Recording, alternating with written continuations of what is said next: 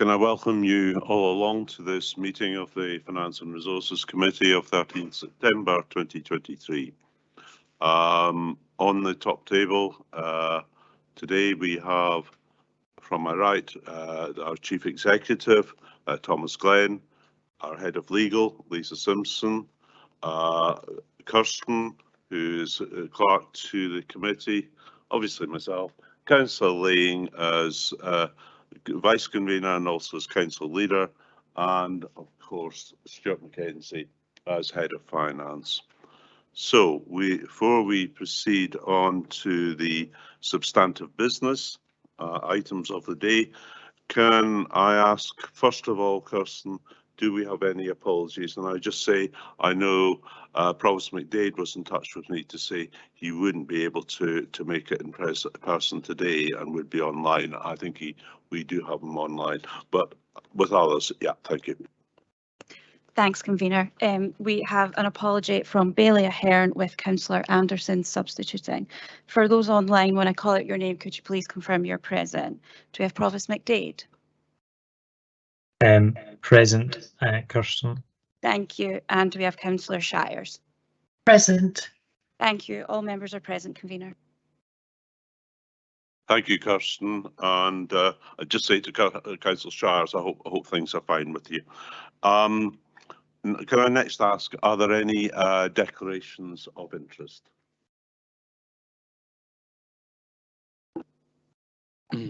Thanks, Convener. Yeah, just taking some advice in the Head of Legal and Governance, and for transparency reasons, I should declare that I am a trustee of the Scottish Cranach Centre. It's not a declarable interest, but for these reasons, I won't take part in any of the comment around paragraphs 12, 17 to 20 in the revenue budget paper. Thank you. Thank you, Councillor Duff. Is there anyone else? Okay, there being no further declarations of interest, I will take the next section on minutes, and then I'm going to hand over to Councillor Laing to take the paper on the revenue budget, and then I will take on the capital budget, the Treasury paper, and also on the transformation and change paper from Claire Mellor. But first of all, on the minutes of previous meetings, I'd like to ask, can the minutes of the 7th of June 2023, can these be agreed? Thank you. Can the minutes of the special minute, in particular, of the 20th of June, can that be agreed? Thank you. Can we agree the minute of the Executive Subcommittee of 24th of July? Can that be agreed as well? Thank you. And finally, can the minute of the Executive Subcommittee of the 30th of August, can that be agreed? Okay, at this point, I'm going to hand over to Councillor Laing, and thank you. Thanks, Convener. So we move on to paper 4, which is the revenue budget for 2023 to 24 update number 1, and I'll hand over to Scott Walker to introduce this report.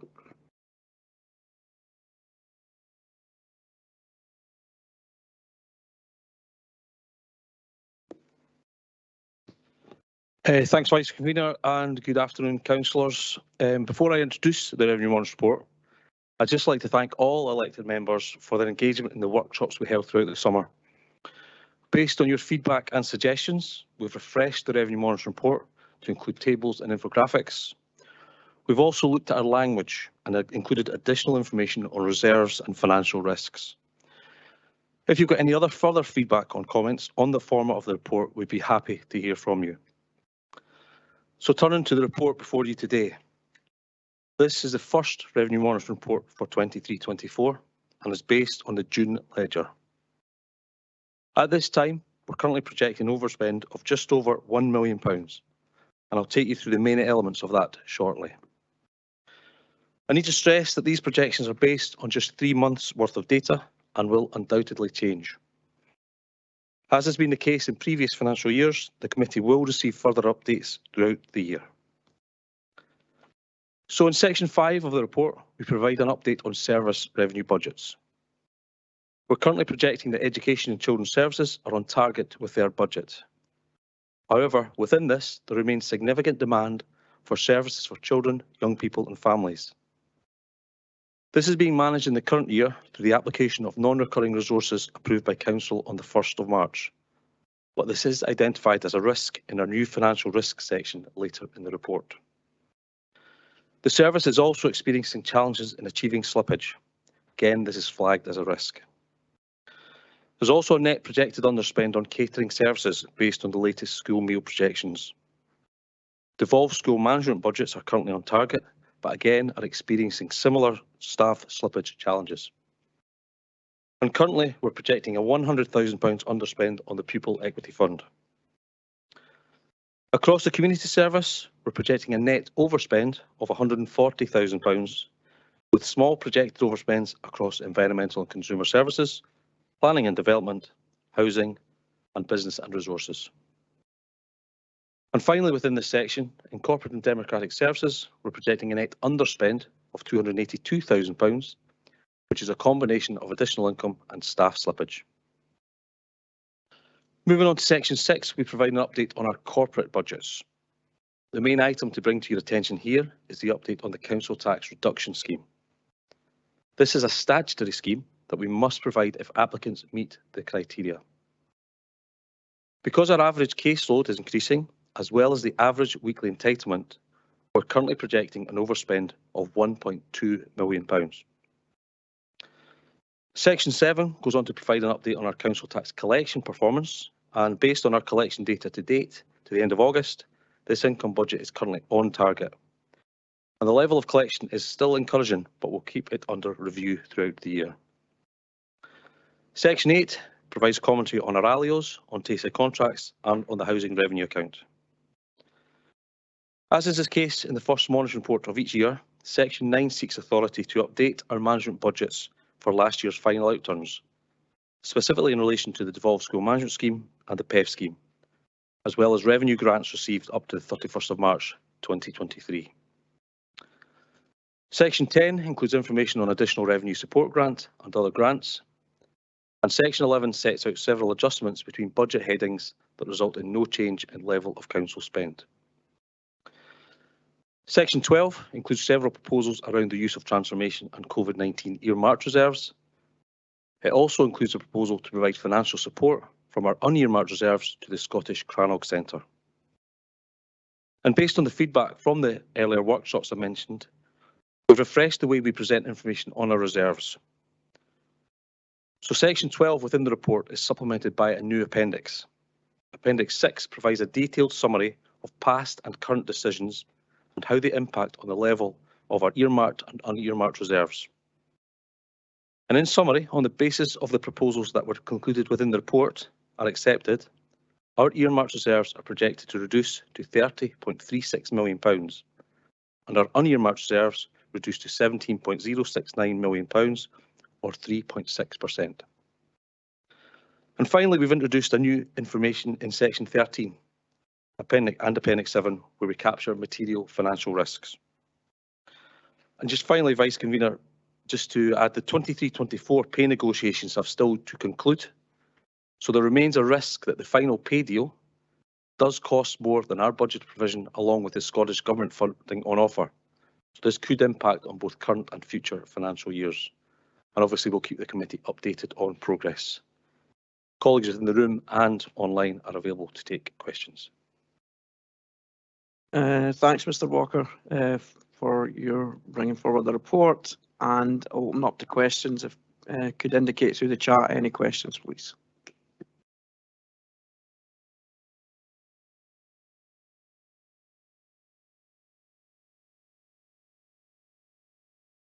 The questions are coming in thick and fast now. So the first, I'll take Councillor Rebick's question. You've intimated you have two questions. I'll take one just now and then move on to and come back to you. Thank you, Vice Convener. My first question's on page 23, 10.1. It just refers to £98,000 in odds that we gratefully received from Scottish Government on summer holiday funding. I think that we had money in that as an administration as well, and I'm just wondering how positive an effect that cumulative money had really on all our activity clubs and things like that. Thank you.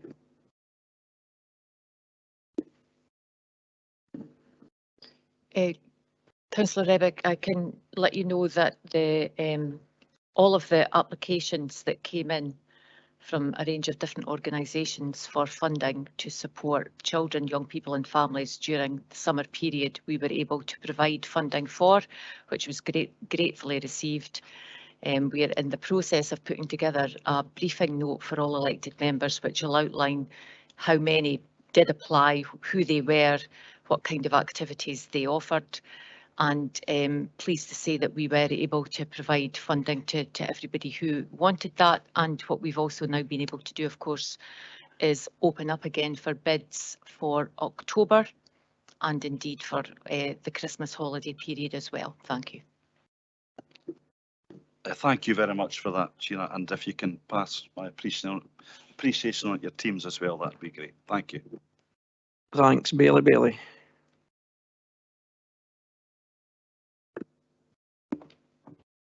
Thank you. Thank you.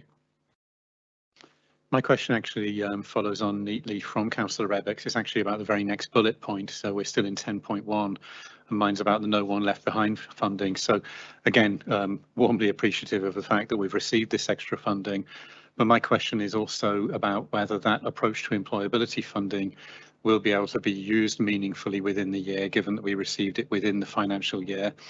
And if it's not able to be used well within the year, are we permitted to carry it over to future years? So I guess the first part is, will we be able to utilise this funding? And if we're not able to, does it have to go back if we don't use it? Thank you. Thanks again. I don't know if that would be Sheena Devlin or Scott Walker to answer that. That's Barbara Renton. I was going to make a comment, but I'm not. Easily confused with both. So the No One Left Behind funding is replaces the fixed staffing element of previous year grant awards and is now being paid through the finance settlement as part of the redetermination of the general revenue grant last year. The move has been made in response to feedback from local employability leads on the need for greater flexibility to facilitate staff recruitment and fair work practices. As in previous years, the funding is to be used to ensure that there are adequate numbers of employability key workers in each area to deliver employability ambitions, with specific consideration given to capacity required to support parents, given the increased commitments within this space. We recognise that there may be other limited resourcing than requirements in relation to direct delivery and management, and local areas will retain flexibility to determine required staffing levels in collaboration with their local employability partnerships. In terms of, so that's what the plan is for the use of the funding, Bailey. In relation to whether we can carry it forward, I would hope so. That would be part of the discussions with Scottish Government. We would be hoping to spend all of that money within this financial year, given that we've been given earlier notification of that.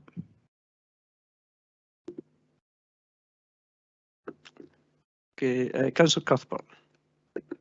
Thank you, Vice Convener. My question relates to section 5.9.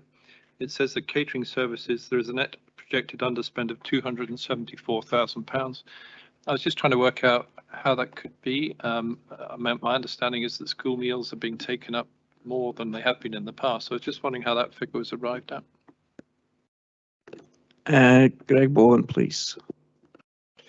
Councillor Cuthbert, with regard to the underspend in relation to school meals, that is the bulk of that underspend is in relation to our early years and childcare funding, which is ring fenced by the Scottish Government. Our population, that when we submitted our bid to the government, the population was higher, and the demand, the meal uptake was anticipated to be higher than currently it is. So we are underspending in the ring fenced particular part of the catering budget.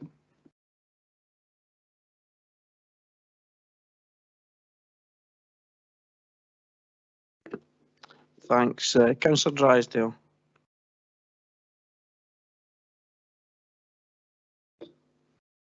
Thank you, Vice Convener. Yeah, my question relates to Tayside contracts and the sections 8.7 to 8.12 on page 21 of the paper.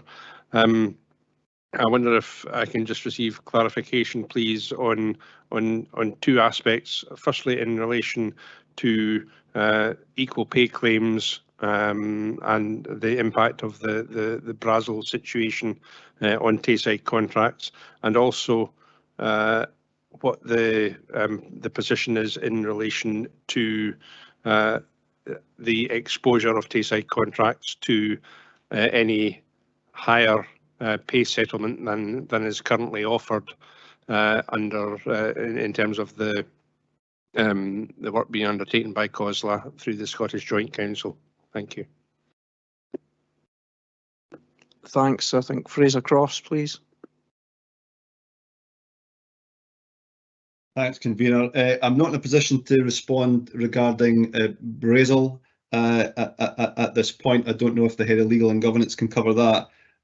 But in terms of the pay award, the budgeted position agreed at Joint Committee for 23-24 was a 4% increase. For every 1% above and beyond the 4%, that equates to around £450,000 of additional cost. Last year, members will be aware that there was a kind of low loading of the pay award element. It came out around about 7 or 8%. Obviously, not knowing what the negotiations are or how they're going to complete for 23-24, that remains a risk, both to Tayside contracts, but also to ourselves and Dundee and Angus councils as joint owners. Thanks, Brian. If I can come in on a supplementary on that aspect, if I may, Vice Convener.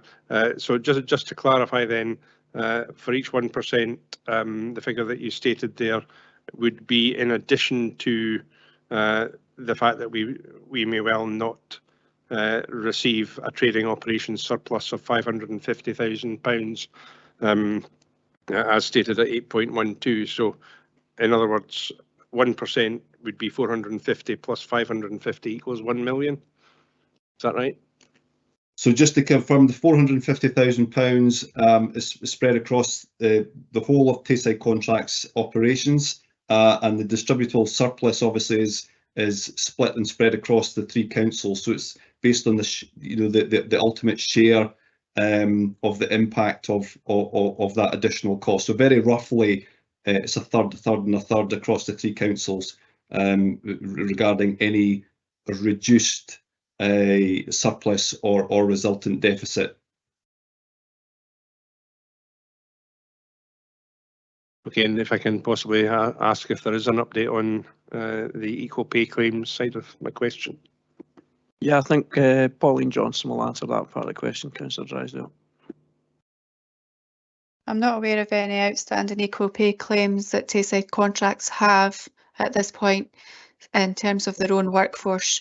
And as far as I'm aware, they have not implemented or made any changes in relation to Brazil. So that's an outstanding liability that's unknown, and I'm unable to give quantifiable costs related to their workforce.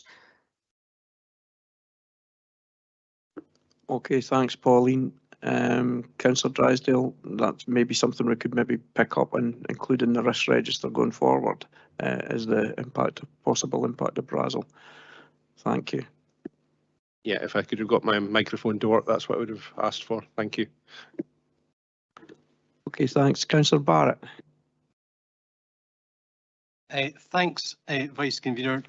My question is regarding the almost 1.2 million overspend on teachers in the primary sector and the non-devolved education services. I notice in the risk register that that's being mitigated by proactive workforce management, but the measures on page 35 in Appendix 2 seem to indicate that the mitigation is provided by sacrificing jobs at the lower end of the pay scale in education services and sacrificing pupil support assistance. So I'm not entirely sure whether that counts as proactive management or whether that's a kind of desperate measure in a reactive sense.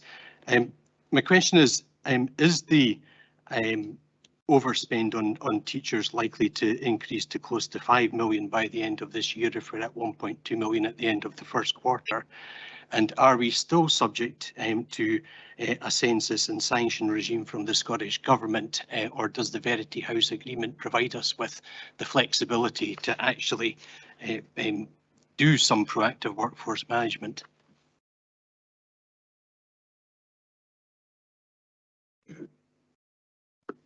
Thanks. Sheena Devlin, please. Councillor Barrett, can you explain again the part that you mean by the overspend? Because what we have is an amount that relates to the slippage target that's not currently being met in primary schools, and I'm happy to explain that. And I would just want to reassure this committee that what we're not doing is sort of robbing Peter to pay Paul in terms of sacrificing some roles to compensate for others. So I'm just not entirely clear, sorry, what the specific numbers that you were talking about and where you were going with that question. Thank you. Thanks, Sheena, because I think that was exactly my concern, was that we were robbing Peter to pay Paul in terms of jobs at the lower end of the pay scales and pupil support assistance, because we were unable to achieve the slippage targets in the primary sector. So I can give you that reassurance, Councillor Barrett, that that's not what's being done. That is, as you would have suggested in your comments, that is not a proactive workforce planning measurement, and that's not something we would do. In the same way that we are required to have particular numbers of children in classes associated with numbers of staff, teaching staff, then likewise we employ support staff for particular reasons. They may be for individual children, for groups of children, and we would not compromise on that to compensate for something in another part of the service. Thank you. Thank you. Councillor Duff. Thanks, Vice Convener. My question's on paragraph 8.5 about the ALIO transformation review, and I note there that Glasgow Audit will be commissioned to review the financial resource position of each ALIO. I wonder if somebody could tell us a wee bit more about the kind of scope of that review and the timescale for it, and whether it will be ahead of the forthcoming budget process. Thank you. Thank you. I don't know if we have Fiona Robertson online, and if not, do we have you, Fiona?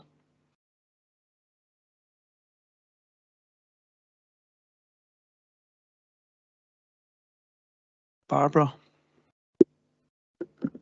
Apologies, it does look like, I don't know whether she's just invited. The scope is very clearly, sort of linked to the overall review of the ALIOs. The exact detail of that I don't have to hand, but it is very clearly, sort of to make sure that we, as a significant funder of all the ALIOs, have a very clear understanding of the financial situation of them. Now, the reason why we're using Glasgow Life is that we have already been involved in a previous review of one particular ALIO to get a better understanding and a clear way forward in terms of their finances. So they come with a very good background and ability. Thanks, Barbara. I could maybe ask if I could get a briefing for all of us from Fiona Robertson, a more in-depth one, if that would be helpful, on the back of to answer your question, Councillor Duff. Yeah, it was just when we might see the results of that, if it will be available for us in terms of budget review. I would certainly hope so, but I will get a briefing note sent round to all the members of the committee from Fiona, if that's okay, Chief Executive. Thank you, Vice Convener. Yes, the intention is that that information will be available for the budget process to inform Council's decisions. Thank you. Councillor Rebick. Thank you very much, Vice Convener. With apologies, Councillor Drysdale actually asked my second question on Tayside contracts pay increase. So thanks for coming back to me. I should have told you before now that you didn't need to. Thank you. Okay, and Councillor Stewart, I'm sorry because I must have missed you out in the first question. Thank you, Vice Convener. My question's on 11.2, where the latest monitoring indicates a projected underspend on capital financing costs of £130,000, which I think would equate to borrowing of around £3 or £4 million. And I just wondered how we were in a situation where we had £3 or £4 million worth of borrowing that we weren't doing, if you see what I mean. I'll ask Mr. Mackenzie or to speak. Thank you, Vice Convener, and I appreciate that you will have read the capital monitoring reports where we're reporting significant levels of expenditure, and the Treasury report where we're talking about the challenges in terms of borrowing costs. So what we have is, I would say, a temporarily advantageous position, whereby we're not incurring any new borrowing because of relative high costs and the historic borrowing that we've undertaken. And we get to the Treasury paper, we'll talk a little about the reduction in overall investments, which is helping funding a capital spend. But we have seen a significant increase in investment returns in line with increases in bank rates. So it's a temporary issue, it's about timing. But in line with our policy, we're proposing to add that to the capital fund. Okay, Bailey, second question. Thank you. My question is aiming to explore a little bit the section 2.12 and 2.13 about the warm spaces. I was reading this and then looked back at the briefing note we received that's dated 23rd of February last year. And the briefing note dated 23rd of February last year mentions that we weren't gathering any usage data. But then we're told in this report today that we need to put more money there to ensure the physical spaces for the activities to meet the needs of communities.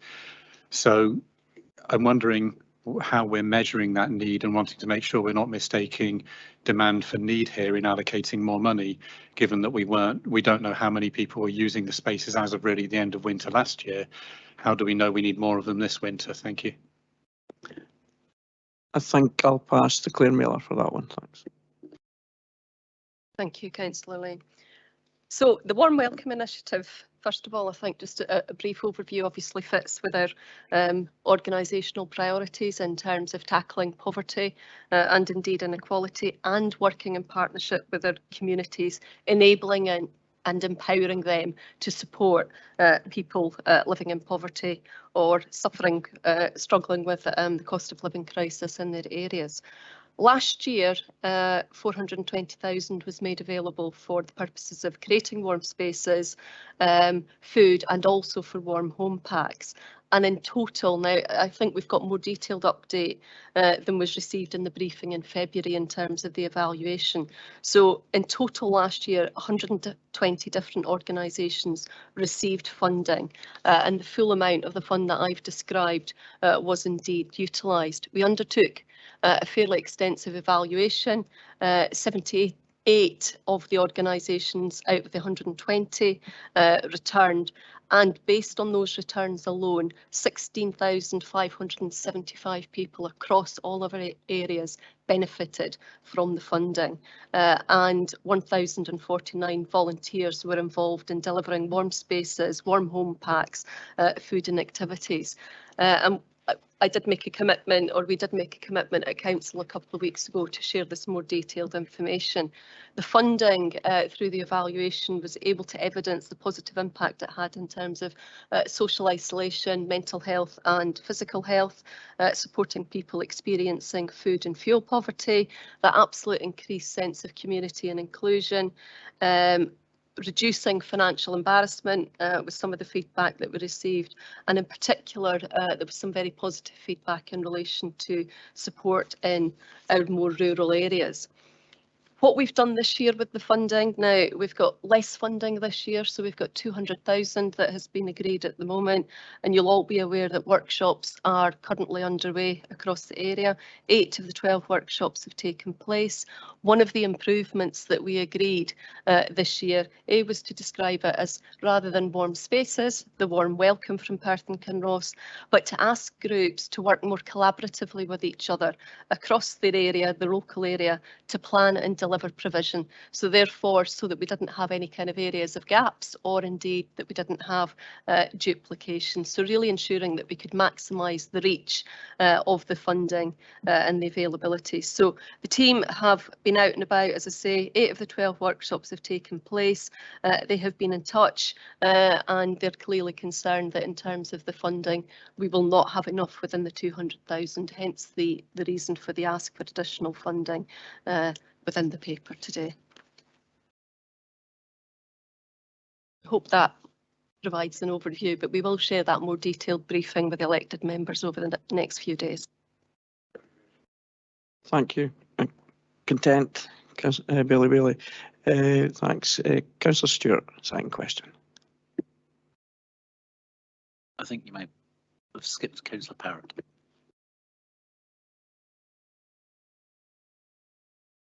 We have, and then it'll be Councillor Forrest. Just continue, please. That's my error. You just continue with your question. Okay. A quick further question. Appendix 4 lists amounts of revenue grants that we're drawing down, I think, from earmarked reserves. But there are some fairly large numbers there which are just described under the heading Other. So more than 400,000 in ECS is just other grants, but approaching 1.4 million of communities money is other grants. Can we get some indication of what those large amounts are? Thanks. I think Scott Walker, answer please. Thank you, Vice Convener. So these are numerous, and that's why we've corralled them. We could give them examples. Caroline France is probably on the call.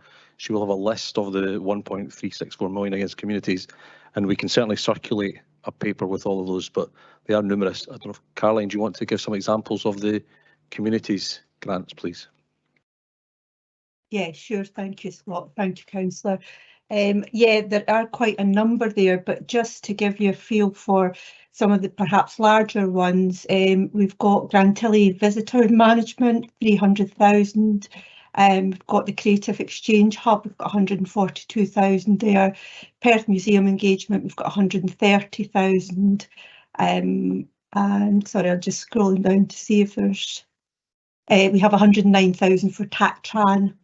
And 89,000 for YPG grants, and we've got things like period poverty and No One Left Behind grants that we've carried forward there. So there is quite a number. We can provide a list if that's required.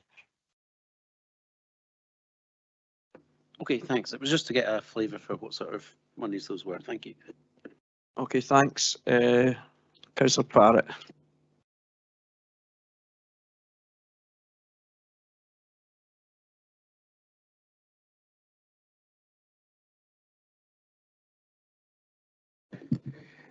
Well, thank you, Raj. Paragraph 5.16. Can I ask what has given rise to the projected overspend of £25,000 at the bus station, and whether those costs are likely to be repeated in further quarters of this financial year? Thank you.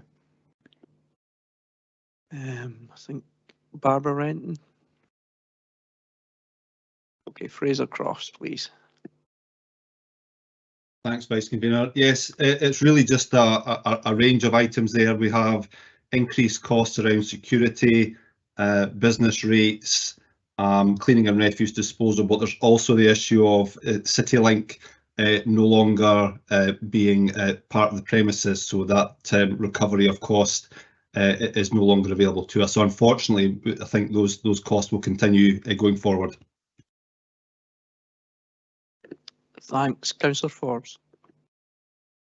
Thanks, Vice Convener. Can I just return to a supplementary on Bailey's question and the answer that Claire gave us about the number of people using warm spaces? Now, can I ask, was it 16,000 and whatever people, or was it 16,000 visits who may have been spread over a smaller number of people? Thanks.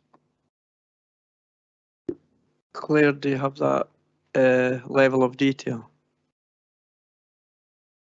Yeah, the information I have before me is 16,575 people benefited from the fund, equating to roughly 11% of the population of Perth and Kinross.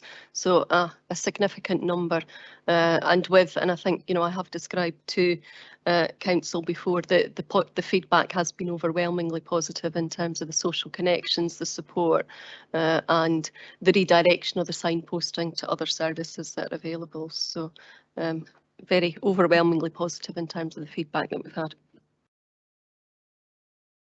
Thanks. I don't see any other questions in the chat. So if there are no further questions, I will now move the report. Councillors, this is the first set of reports that we have considered since the workshops we were all involved in during the summer.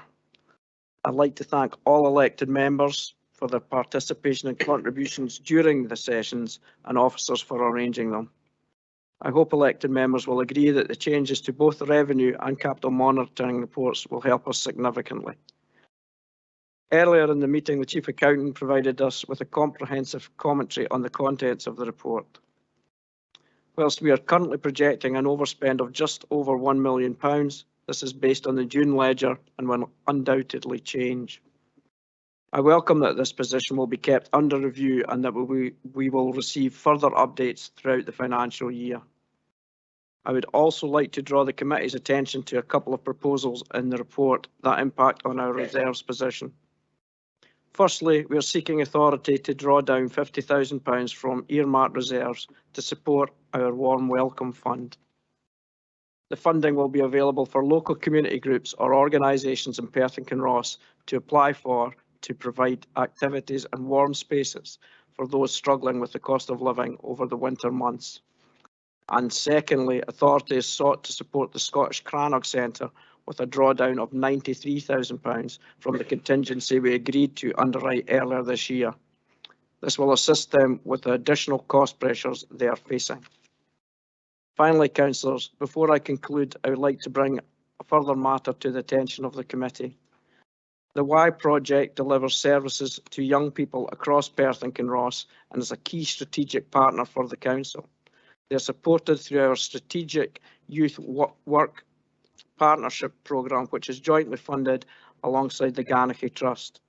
I'm sure that all elected members are aware that the Y Perth is currently developing its new home and flatted accommodation project for young people in the centre.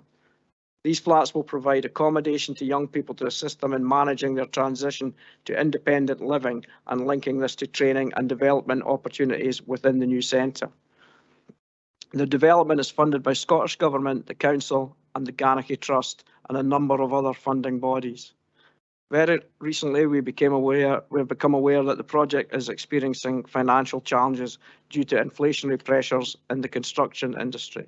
The administration, along with council officers, have worked with the team at the Y Perth to assist them in securing £380,000 of additional funding from the Scottish Government's Community Regeneration Grant Fund. However, to finalise all roof works and repointing across both the church and flat sites, a further £128,000 is required. The Y Perth has approached the council to request assistance. Given that the opportunity to complete these works while scaffolding is in place minimises overall costs, I am moving today that we provide a one-off and final additional fund of up to £75,000 from our unearmarked reserves. We will ask the Y to work with other partners to secure the remaining balance. I trust that members can support this important partnership project. Councillors, I am confident that with this Council's reputation for sound financial management, we can weather the storms ahead, and I would like to record my thanks to the Chief Executive and staff across the whole of the Council for their continued efforts. I look forward to receiving further updates throughout the course of this financial year, and I'm happy to move this paper.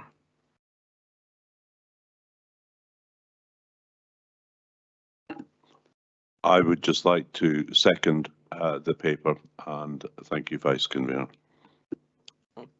Okay, thank you, Convener. We have an amendment here brought forward with Councillor Forbes. Councillor Forbes. Thanks, Vice Convener. It's a very minor amendment, which I hope you will be willing to accommodate into your paper. I'll leave a couple of minutes to read it, and I'm happy to make comments on it when you're ready.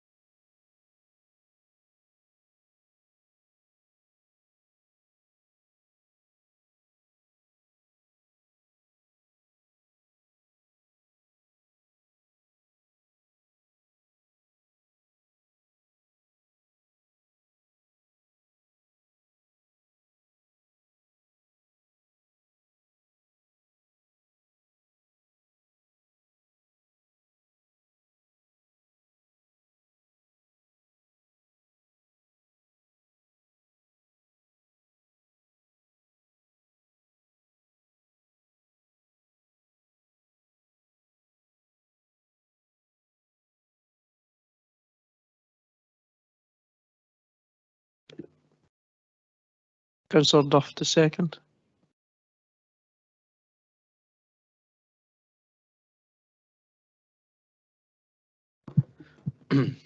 Sorry, yes, I'm very happy to second this. I think we've heard that 16,575 people have received this report, and the monies that we're able to put into this are less than I think it's 250k if I've got that correct. Pleased to see there's more collaboration between groups in receipt of these funds, but it is underfunded area, and I think we need to make sure that it goes to those that we know are most in need, and I think the data would help us to ensure that. Thank you. I have a point of clarity from Councillor McEwen. Thank you, Vice Convener. It's really just a technical thing about the ACORN geodemographics. I actually was looking at a map of that earlier today because we have a new mapping system that we're getting introduced. It gave me the impression that you could have different ACORN ratings on the same street, so therefore on the same postcode. So I don't know the technicalities. I'm just asking about that technicality of measuring this. Well, that's beyond my depth of knowledge. Do we have an officer within that will know about ACORN geodemographics and how it operates? Claire Mailer. So certainly what I would say, first of all, I am going to, based on the question in terms of the 16,507 people benefiting, I will double check with the team that the report that went out absolutely indicated that, but I will, when we get the final briefing or a further briefing out, we will give that absolute clarity. In terms of postcode data, the point here is that you can have people living within a postcode area alongside each other, next door to each other, who are living in affluence or who are living in poverty. So the postcode will not give an indication whether that the level of deprivation that individual household is experiencing. And as we know across Perth and Kinross, we've got some areas overall in terms of the ACORN and indeed the SIMD data that are relatively affluent, but we have got real pockets of absolute poverty and deprivation. Thank you. I'll have a quick conversation with my my convener here.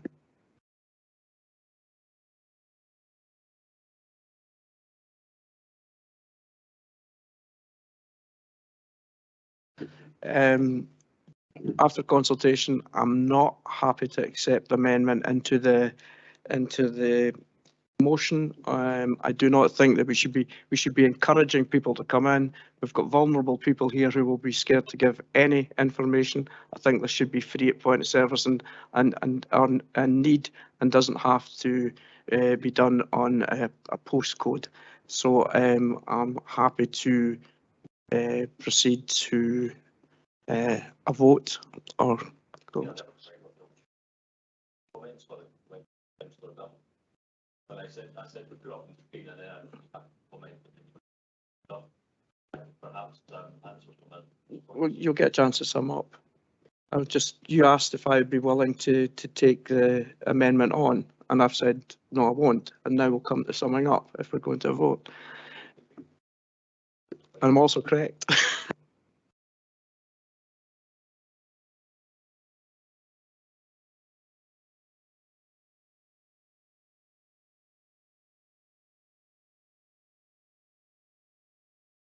Because as Bailey.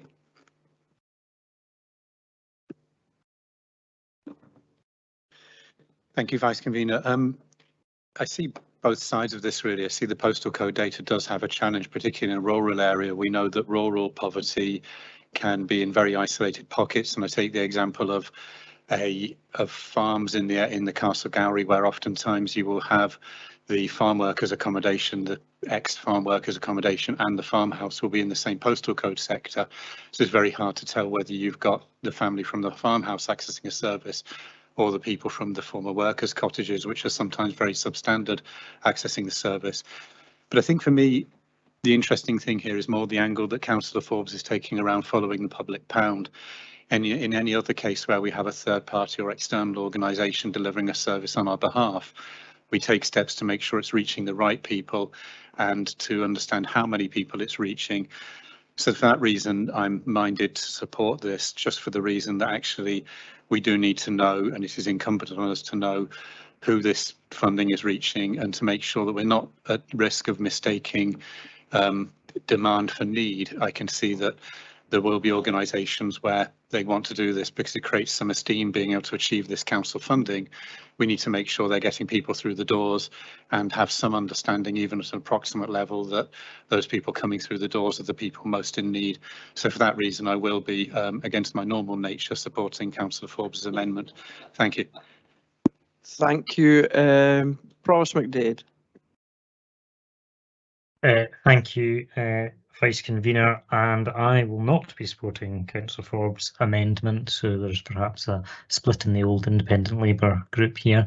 I really object to the idea that people should have to provide data when they're accessing services because it discourages them from accessing them. And I think we've seen a lot of that evidence historically, that a lot of the people who are accessing these services are also people who wouldn't normally necessarily access services. These are often the middle class people, in work poor people, who are perhaps having to access services for the first time and are very reluctant to do that. And we've seen a lot of that both in the 2008-9 financial crisis and now in this cost of living crisis.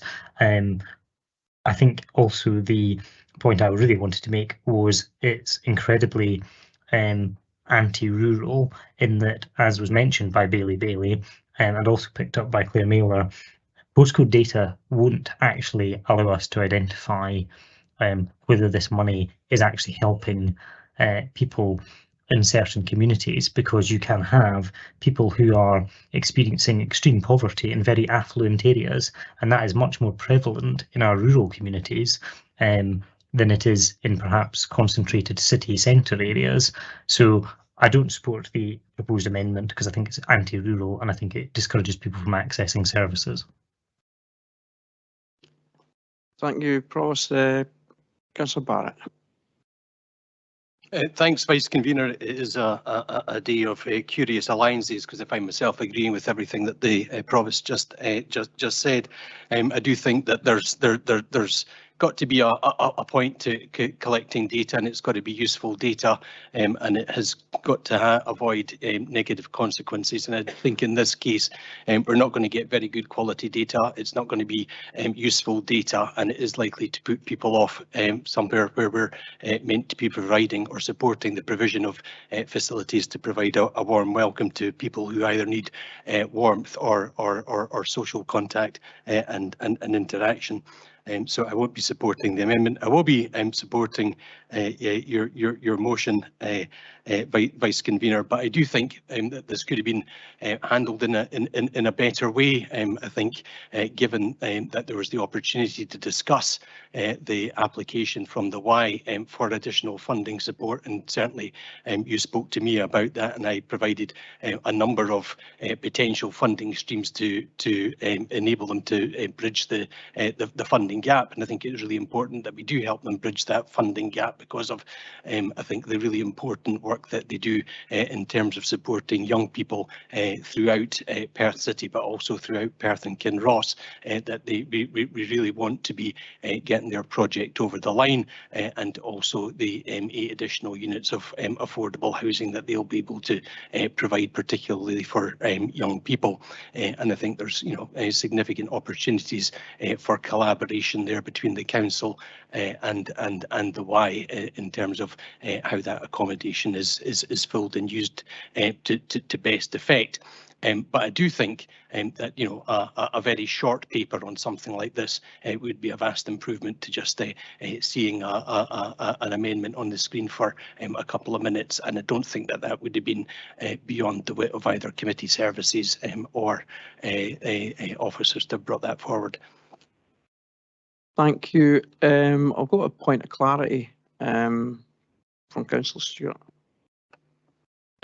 Thank you, Vice Convener. It was maybe just to understand, while I'm a fan of evidence-based decision making, I just wondered if there's a problem here that we're trying to solve. Do officers know if there was any underusage of the previous warm spaces? So warm spaces set up and not attended by anybody, or attended by people who weren't in need. Is there any anecdotal evidence of any of these points from officers? Yeah, I'll go to Claire Mailer. Obviously, collaboration was is useful now, where we've got different groups that were maybe operating in the same area or the same postcode even, that are now working together so that they're providing a more wraparound service, where they're not both open on a Tuesday and a Thursday. They maybe be open on a Monday, Wednesday and Friday, and a Tuesday and Thursday. And I think that's one of the ways about collaboration and seeing about usage, but I'll pass over to Claire. Thank you, Vice Convener. And yes, I think you've answered the question there, in that, yeah, there were a couple, I think, of areas that had established where the footfall was relatively low. And based on the fact that we've had a reduced pot of funding, the real look to have a more collaborative approach across the community groups to maximise the value of the funding that's available is the reason why we took the approach that we've taken this year. And through the workshops and the liaison with the communities team, they very much have been ensuring that we maximise the footfall and the usage in terms of the funding going forward. So that's been one of the improvements. Thanks. Councillor Drysdale. Thank you, Vice Convener. Yeah, I find myself in curious alliance with Councillor Barrett. I think that's 4 in a row now, Peter, in terms of items in this chamber, and with the Provost also. And I have to say, I'm surprised at the Scottish Labour position as set out by Billy Bailey this afternoon. This, by requesting a postcode, that very act removes a degree of anonymity. In my street, there are 43 properties within one postcode, but in many places throughout Perth and Kinross, as we'll all know from our electoral registers, there are very often considerably fewer than that within a postcode. So really, I think the amendment completely misses the point of what we're trying to do here. We're trying to ensure that we treat people with dignity before we test their eligibility. Thank you. Thanks, Councillor Drysdale. Councillor Revick. Thanks, Vice Convener. Like previous commentators, I'm not convinced that collecting postcodes is reflective of our desire for dignified provision, but I'm very much sure that collecting postcodes certainly does not reflect the drift in and out of poverty that many families face. So I want to support the amendment. Thank you. Councillor McEwan. Thank you, Vice Convener. Most of what was going to be said has already been said by Provost, Councillor Barrett, etc. But what I would say is that one thing I think we need to remember as councillors, and this is something I've taken from the Poverty Task Force stuff that I've been involved with and that has come to my committee, is that poverty is hidden. You can own your own home, you can be retired, you can be on a pension, and the current economic circumstances that people find themselves in leaves you needing help. And collecting this type of data, I don't think it's the right way to do it. I do agree with Councillor Duff in his comments that we do need to make sure that nobody is missed, that we target the resources that we have to help those that are in need. I just don't think this is a mechanism to do that, unfortunately. Thank you. Thanks. If there are no other comments, I'll come to Councillor Forbes to sum up.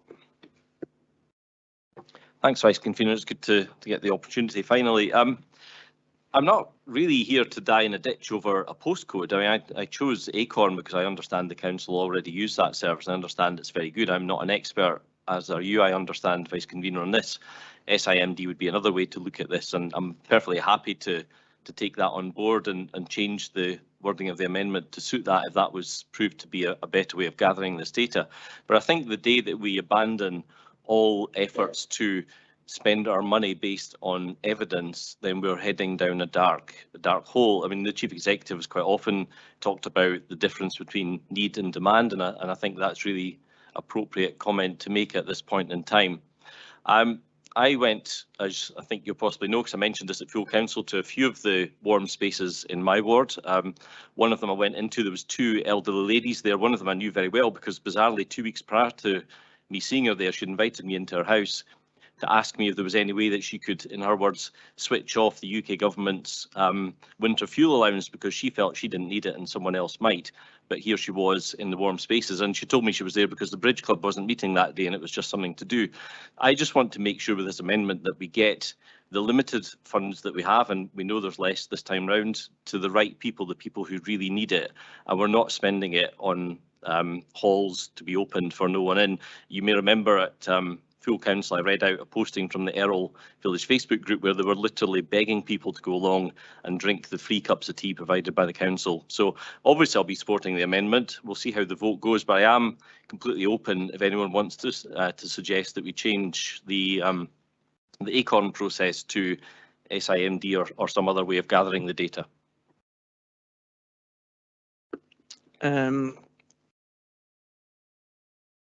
In the village, if we're going to talk parochially, in my village, I think there's about 50 houses and there's about 5 or 6 postcodes because it's different sides of the green. So anybody who's given their postcodes easily identifiable, or it can be narrowed down. I don't think we should be doing anything to discourage warm spaces. Everybody's not as fortunate possibly as the lady you are, but obviously she was looking for company because our Bridge Club was closed, so she didn't want to sit in the house on her own and went to warm space, which was part of the idea. It's to build community as well as to provide. So I can't believe the Labour position on this at all, where you'd want to identify people possibly who are in need of either company, heat, warmth, or just even a meal, and we could put some of them off. So I'm quite happy to stick with the position that the motion that's put forward.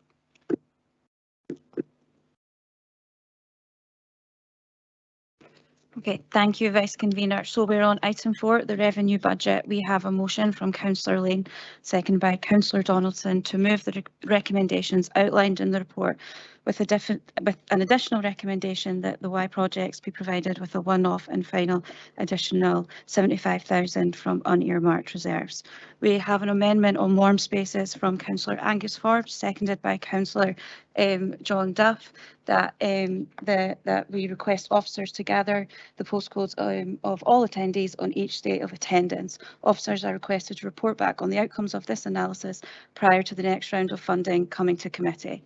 Okay, in line with standing order, section 21, we will now go to a roll call vote.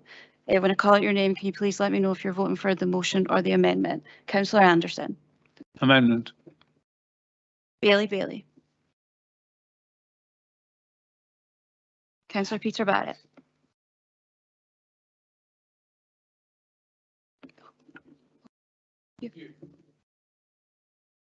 Motion. Councillor Chan. Amendment. Councillor Cuthbert. Motion. Councillor Donaldson. Motion. Councillor Drysdale. Motion. Councillor Duff. Amendment. Councillor Forbes. Amendment. Councillor Lane. Motion. Provost McDade. Motion. Councillor McEwen. Motion. Deputy Provost Parrott. Motion. Councillor Rebick. Motion. Councillor Shires. Amendment. And Councillor Colin Stewart. Abstain. Thank you. We have 9 votes for the motion and 6 for the amendment, and with 1 abstention, the motion carries.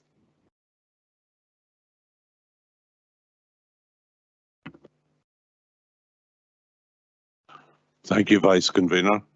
We now move on to the next paper on our agenda today, and that is the capital budget monitoring report and the housing investment programme. And I'm going to, as per usual, call on Stuart McKenzie to speak to the paper and introduce the paper. Stuart. Thank you, Convener, and good afternoon, councillors. I trust everybody can hear me. This report provides an update on progress of the Council's approved capital budget and housing investment programme based upon expenditure to the end of July. And as with the revenue paper, the format of this report has been updated based upon feedback from workshops of elected members in July. And I would join my colleague, Mr Walker, in thanking elected members for your attendance and your input into those workshops. The level of detail within the report has therefore been streamlined, my words, with the aim of making it more concise and accessible, and with a focus on exception reporting. A description of project and programme lines within the capital budget has also been attached at Appendix 2. Section 5 and Appendix 1 set out the resourcing of the budget with gross expenditure on the General Fund programme to 2027-28, currently estimated at approximately £623.2 million. This is an increase of £9.5 million over the position approved in April and largely reflects the carry forward of resources from last financial year, together with additional funding as summarised in the table at 5.2. The Council's borrowing requirement in 2023-24 is currently estimated at £152.4 million. This is an increase of £974,000, reflecting the difference between borrowing carried forward from last year and the rephasing of approximately £5.1 million of expenditure into future years, as described within the report and summarised in the table at 5.6. Section 6 and Appendix 2 detail progress of the General Fund programme to date, together with recommended adjustments to the budget. Net expenditure to the 31st of July was approximately £40.7 million, which is almost double the equivalent spend at the same point last year. Much of this is due to the Council currently being on site with 3 major projects at the same time, in the form of the Crosstier Link Road, the Perth High School replacement, and Blairgowrie Recreation Centre. As noted within the report, Whilst construction inflation continues to impact on the capital programme, there are early signs that the rate of increase is beginning to ease.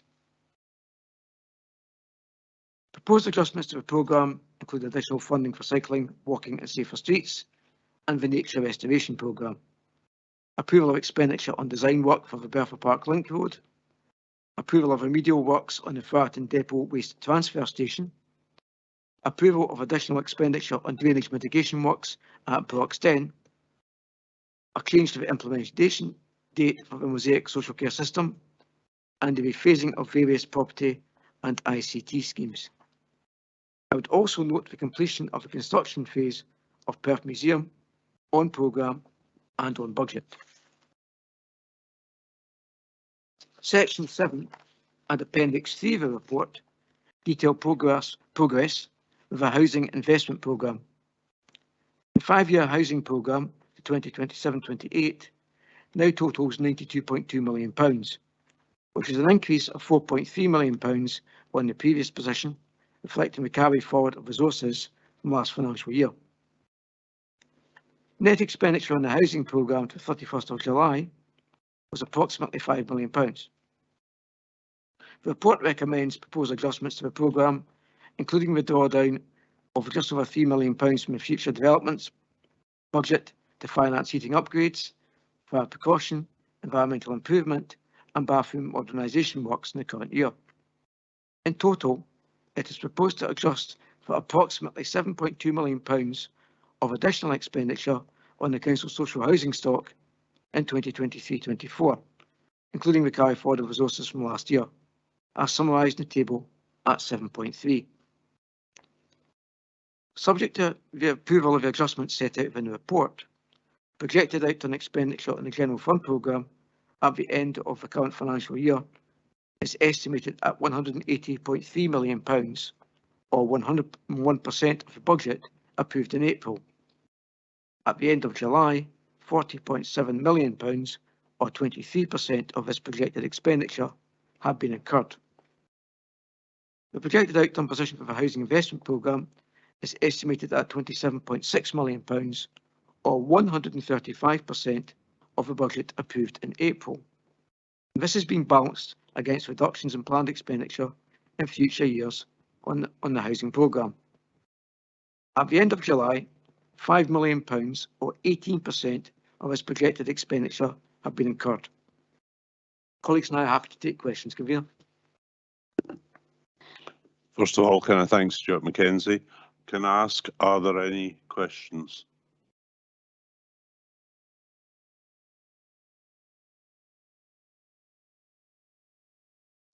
Councillor Forbes.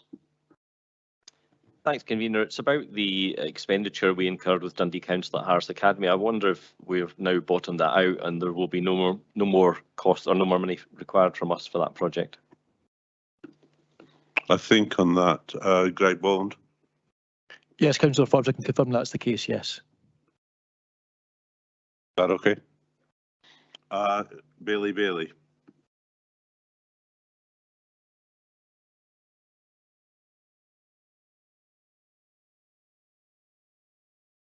Councillor Duff.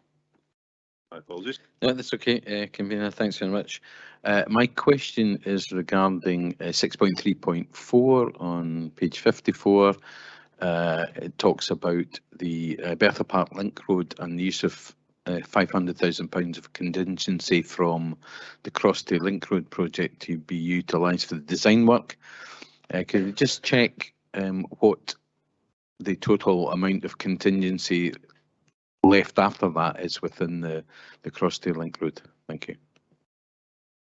I think I'm going, first of all, directly to Stuart on that, just on the overall contingency position.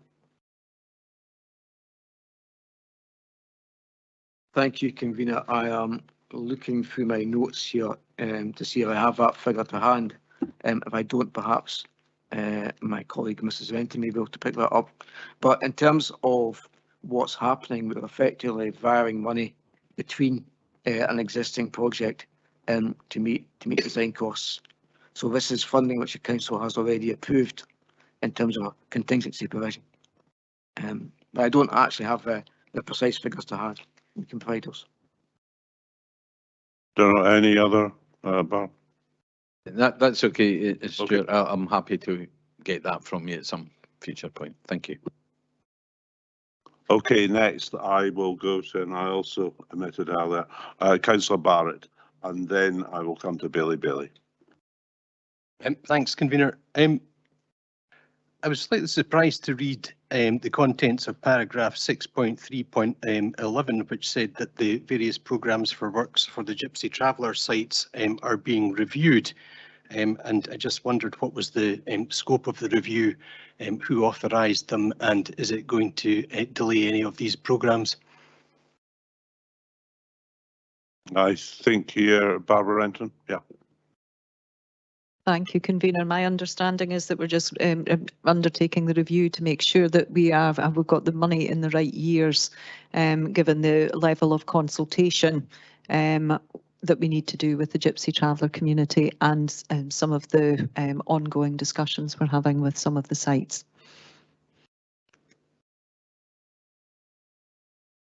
Okay, well, that's fine. Just to seek some reassurance that we're not going to see any excessive delays on the progress of these programmes then. We have had a very slight issue with recruiting a project manager. And it is just in relation to the food and drink park and the transient site there, Councillor Barrett. That's fine. Okay, now to Bailey Bailey. Thank you, Convener. My question is on 6.3.4 about the CTLR Phase 2, £500,000. So I understand this will be recovered from the developer. My question is more specifically, though, when will it be recovered from the developer, and will it be recovered with inflation adjustment? Thank you. Again, I think in first instance, I'm going to go here to Stuart Mackenzie. Thank you, Convener. I'm conscious that other colleagues may have a more detailed understanding of the issue, but to address Bailey Bailey's question, we will receive developer contributions depending on the build out of new housing. So that isn't actually within the council's gift. That will depend on when houses are developed, but through development. So that may be over an extended period of time, and we'd anticipate that would be the case. My understanding is that the developer contributions are not index linked, but perhaps seek clarification from colleagues. But that's my understanding. Yep. Sorry, if I may come in, the legal agreement with Springfield required them to build the road when there were 750 houses were complete, and we're currently around about 440 houses. And my also that it is not index linked. As a brief follow-up, if I may, I appreciate the point about it not being index linked. Are we also quite fastidious about recording all officer time of all varieties that's spent on this to ensure that we can recover as much as possible, then bearing in mind that it's not index linked? Thank you. Okay, I think here again, either Stuart or Barbara Renton. The work that's undertaken by the CTLR team, and then which will be taken forward in relation to the Bertha Park Link Road is always time recorded. That's part of the work that we do. I don't know any more detail than that, Councillor. Sorry, Bailey Bailey. Okay.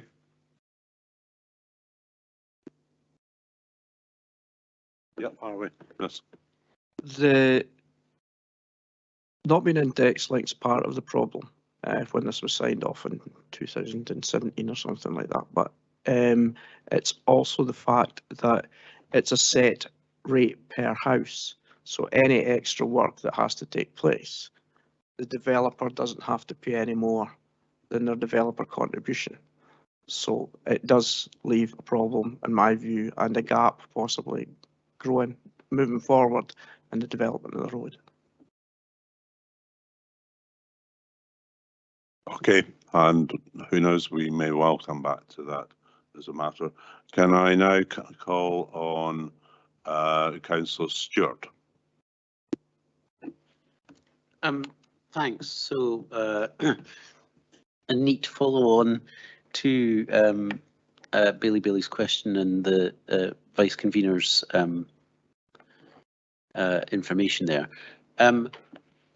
There must be an estimate. What is the quantum of money that the council will be on the hook for between, i.e. the gap between the developer contributions and how much it costs to construct whatever it is, X kilometres of road? I don't know what the length we're talking about is. What, somebody must have done that, those maths. What's the amount? Again, I think I have to go to Stuart Mackenzie here. I don't have those figures to hand, Convener, but we can provide that information. Barbara Renton. I'm not sure I fully understand the question, Councillor Stewart. I think that what you're saying is that, you know, sort of per house and, you know, sort of per kilometre, what is the correlation? No, sorry, I think that if you could. So there'll be a calculation of how much we can take in through the developer contributions, and that will be one total. And then there will be another total of how much it's going to cost to construct whatever length of road is needed. What's the difference between how much we'll take in from the developer contributions and how much the road is going to cost to build? And like Stuart Mackenzie, I don't have all of that detail, but we also have to take into account the incredibly fast inflationary elements that we've had in construction over the last 18 months to 2 years within that. But the council will also be able to make a decision in terms of what it wants to build in terms of the Bertha Park extension, and whether it is linked to a park and ride as well there. But we will need to come back with that calculation. But the other element of this as well, that, you know, a good part of the CTLR is being funded as a side deal to the Tay City deal as well, so that not all of the costs for that, you know, sort of for the CTLR actually is being funded through developer contributions or the council in terms in its initial borrowing to be paid back by the CTLR. Could I just say we appear to be having technical issues. I'm not quite clear what they are. So what I'm going to do is, at the moment, is call probably a very brief recess, perhaps no more, hopefully, than 5 to 10 minutes. I just want to find out, it may be that this is not going out, you know, live, and if we have to, we come back to, you know, just the comments that have been made. Okay, so recess, I'm going to say for 10 minutes. Yeah. Right. We are order. We are live again. The recess being slightly longer than just 10 minutes. I think it's 15 to coming on 20 minutes. First of all, regrets about what has happened, but I think the whole network was down. I don't know all the ins and outs, and I'm not an IT expert, but from what I have been told, the likelihood is everything up until I had to cut off just after Councillor Stewart had commented has been recorded. I hope that is the case. However, I think what I'm going to do, and I've spoken to Stewart and also Barbara Renton, on the issue on Bertha Park, I'm going to come back to Councillor Stewart and just to ask him if he could rephrase his question, and then I'll go to both Stuart Mackenzie and in particular, I think, Barbara, who may have additional information. Councillor Stewart. Thanks, Convener. So in relation to the 6.3.4 in the paper, we're proposing to take in money from the developer contributions and build the road ourselves. Do we know what those two amounts are and what the difference is? So if it costs X amount of money to build the road and Y amount of money we'll receive from the developer, What are X and Y and what's the difference? Okay, I think I will this time go first to Barbara and then to Stuart if he wants to add anything further. But I think hopefully we can provide some reassurance at this point. But let us see. Barbara. Thank you, convener, and for the opportunity to clarify this. So as I said previously, the legal agreement with Springfield required them to build the road when the 750 houses were completed. We're at 440 roughly at the moment. And that was to a contribution to an agreed level of £2.5 million. The current estimated cost of the link road is £13 million. But within that £12.5 million, the value of the land at Bertha Park High and the associated mineral rights had to be paid by the council. And it was agreed with Springfield and Scottish Futures Trust years ago that these would be deducted from the £12.5 million. And therefore the net value of the Springfield contribution is therefore £10 million. So as part of the budget process, then obviously we will be considering that, but there are additional things for the council to consider because for a higher sum, then there is also the opportunity to add in a park and choose there as well, which was always part of the plan. Hopefully that clarifies the situation, Councillor Stewart. Thank you, Barbara Brenton. And I don't know if Joe, probably don't want to. Councillor Stewart. So the cost is 13 million. The total developer contribution is 10. So the cost of the road will be 3 million. Is that correct? Of which we were already anticipating to add £2.5 million anyway. Okay, thank you.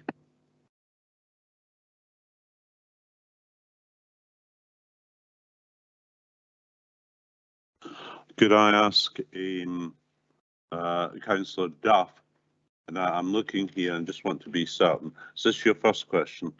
No, you don't wish to ask a question. Okay. I'm going to call then on Councillor Shires. Caroline. Thank you, convener. My question is, it's a kind of parochial question, but it's one that I've had an interest in for a long time, and that is around the committing of the receipt from the sale of Straloch School and allocating it to improvements at Kirkmichael Primary.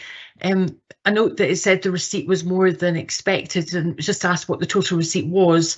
Was the whole amount committed to improvements, and what was the additional £28,000 spent on? Thank you. I think Sheena Devlin or Greg. Yes, Greg Bolland. Councillor Chair, just confirming what the total receipt was. Obviously, as reported, we've got an extra £28,000. Currently, we're working with the school and Property Services reviewing the condition and suitability of the school then to obviously prioritise. Obviously, that's additional funds that we had in addition to the stuff we've undertaken, for example, in the playground, as you're aware. And sorry, I can confirm the total amount now is £128,000. Thank you. Okay. Okay, thanks. Right, I see I've got a question from Councillor Forbes, but you say now saying my question has been answered, but I believe there's a question from Councillor Anderson. Councillor Anderson. Yeah, just a short one. With the proposed, well, the Crossday Link Road, I gather it's subsequently, it's slightly ahead of schedule, maybe up to 6 months ahead of schedule to open earlier than midsummer 25, get right. Just that Councillor Colin Stewart will know with myself on living with constituents on the A94, which will be one that will be most affected in our ward by this road. And the safety measures that we know that people require or are asking for on all the communities on that A94. Is there time in the budget and money in the budget for the safety measures required? Because I know there's open early, will it be done in time? That's another, not from this department, but there isn't enough money to get these safety measures done within the timescale we envisage before the opening. Okay, I think this is a question specifically as regards safety measures on the A94. I think from communities. I will go to, I think, Barbara Renton, but maybe someone else can come in on this. Thank you, convener. My understanding is yes, that the funding is within the budget for that, you know, sort of, and that we are looking to as the road opens and the traffic moves through it, then those safety works will be undertaken. Will that suffice? Right, Councillor Chan. Thank you, Convener. Quick question on 6.3.9. Is this a RAC issue, and will this issue affect our rollout of the grey bins? So I don't quite get the end you said, Will this affect the rollout of our grey bin scheme? Who can answer here?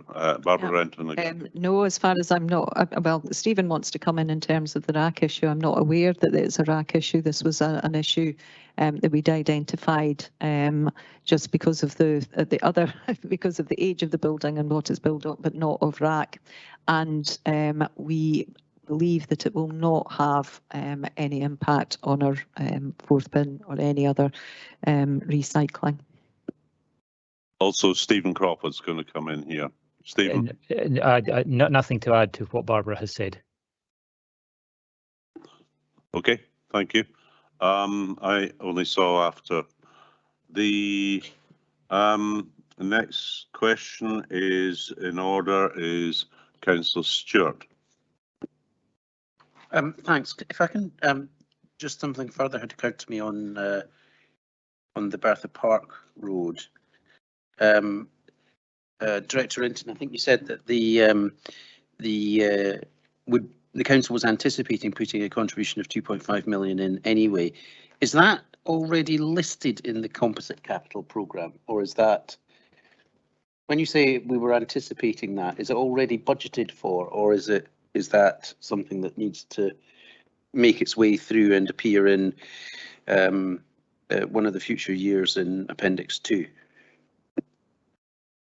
I'm seeking a little bit of clarification.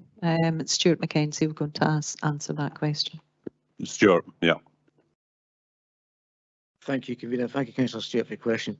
The provision, there is no budgeted provision for the Bertha Park Link Road at the moment beyond the proposal to this committee to via effectively within the CTLR budget £500,000 for design works on the road. We have cost estimates, as you've heard, for those works, so that will be a matter for consideration in setting the future capital budget in February. Okay, I think it will probably be the final question. Councillor Duff.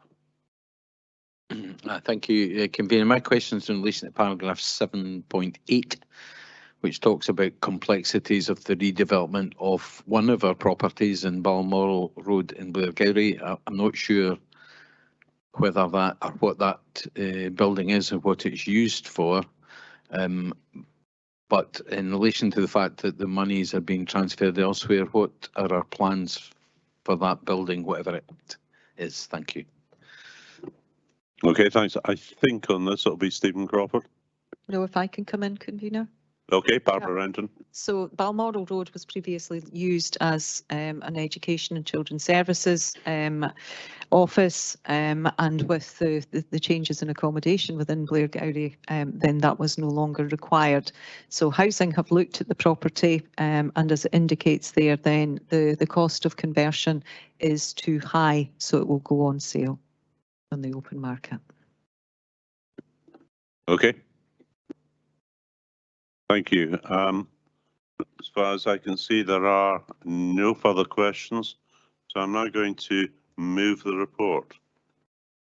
I think first of all, I think all of us agree, and we had the briefing session on, was it on Monday? I think it was, following the workshops over the summer, and I'm grateful in particular to our finance teams and in particular to Scott Walker and to Stuart Mackenzie. And I think there have been a number of helpful changes. I think that's reflected here, certainly in the capital monitoring report. Stuart Mackenzie, as Head of Finance, I think has provided very clearly the committee with detailed commentary on the contents of the capital monitoring report. Like the revenue budget, as we heard just earlier, the capital budget continues to experience inflationary pressures. We may also come on to them when we consider the Treasury paper. Many of the projects, though, are on the ground with significant costs incurred already. One very positive piece of news is the construction phase of Perth Museum is now complete, and all that remains are fit-out costs, and that'll take a few months yet, but it looks very much on track. It looks as if the Perth Museum will open in spring 2024, spring of next year, and I think the impact, the economic impact, not just of the museum, I'd also add of the art gallery, as there have been changes being made there, I think has got huge economic benefits for Perth and Kinross and for local residents and local businesses as a whole. The other item I welcome on is confirmation that the Letham Hub project should be complete over the next few months. And I'm sure in particular local councillors who've been pushing on this for so long will be so pleased. It's not just a benefit to the people, though, of the local communities. I think Perth as a whole, I think it's also an example for other areas of Perth and Kinross as a whole. I think what we've got to recognise is the scale of the ambition for our capital programme. We're going to see over 623 million at present estimates invested in our assets over the next 5 years. Indeed, we're going to see investment of over 180 million in the current financial year, and that is quite likely going to be the council's highest ever projected spend in one financial year. But that investment is capital investment, it's investment in our infrastructure and how we can take our local economy forward. It's investment that will enhance our schools, our roads, our bridges, our buildings, and all sorts of other infrastructure across the whole of Perth and Kinross. And I think it's investment that's going to be welcomed by our citizens, businesses, and by visitors alike. It sets out also, and matters, 93 million of expenditure on the housing investment programme over the next 5 years. To conclude, once again, I'd like to thank our officers for their help in this report, in particular our finance team, who do, I think, just such a sterling job. And I now would like to move the paper. Happy to second, convener. Right. Move on to comment. First of all, it's Bailey, and then followed by Councillor Rebick. Thank you, convener. And I'll start by saying that all road building is bad. But if we must do it, we must do it in a fiscally prudent way. When I first learned the developer was going to have us build this final section of the CTLR earlier this year, I was immediately puzzled as to why they'd make that as a commercial decision. Presumably a developer can build a road more cheaply than a councillor can, so it puzzled me as to why they'd have us do it. Now the reason is becoming clear. For a start, the developer is able to borrow £500,000 from the council and by extension local residents at 0% interest, and we don't know yet when it will get repaid. I'll not move an amendment, but I would like some reassurance that a full briefing will be coming forward on this matter, so we're all clear on what the impacts of this final stretch of road will have on our finances. Thank you, Convener. Okay, thanks. And yes, I think there will indeed be a further briefing, how we do it, but more information can be imparted to all councillors on this matter. So I take on board what you're saying. Can I turn to Councillor Rebick for comment? Thank you very much, Convener. Just very brief, but albeit parochial, I'm delighted to report that as a board member of Letham for All, that we do expect to get the keys to the Letham hub over the next few weeks. The project has been difficult, but it has been well supported by the council over the years, or it was in the end, at least. It'll be transformational for communities in Perth City North, but actually Perth City South and Perth City Centre as well, and it's to be welcomed. Thank you. Thank you, Councillor Rebick. Anyone further? There being no further comments, then can we agree the paper? Okay. We now move on to the Treasury paper. Whereas, Convener, I used to in the past quite often ask questions on this paper, one of the few who did, but I'm somewhat constrained now on that front. However, I'm going to call on Stuart Mackenzie to introduce the paper and speak to the Treasury paper. Stuart. Thank you, Convener. You may think so. I couldn't possibly comment. This support advises the Committee of Treasury activity during the first quarter of the current financial year up to the 30th of June. There were increases in the bank rate in May, June and again in August to 5.25% in response to inflation remaining significantly above the UK government target of 2%. There is market expectation of a further increase in the bank rate in September, with rates potentially remaining higher for longer, although inflation is expected to fall over the coming months. Public Works Loans Board interest rates increased across all borrowing periods during the quarter, with movements shown in Appendix 1. And as noted in Section 4, PWLB rates are currently more than twice the average interest rate of 2.16% paid by the Council on new borrowing over the past 10 years, and considerably more than when the Council last undertook long-term borrowing in 2020-21. With a requirement to borrow more than £500 million to finance the approved capital budget, this marked increase in borrowing costs is a significant consideration in setting an affordable capital budget in February next year. Treasury activity during the quarter is summarised in Section 5 and Appendix 2 to the report. £5 million of maturing PWLB debt was repaid during the quarter, reducing the Council's long-term debt to just over £598 million at the end of June. And two short-term market loans totalling £9 million were undertaken to manage cash flow, with both loans being repaid during the quarter. The return on the Council's short-term investments has risen in line with interest rates, and although a lower value of funds was invested than during the previous quarter, the average rate of interest on outstanding investments increased from 3.76% to 4.5%, with income generated on investment activity during the quarter totalling just over £2 million on maturity.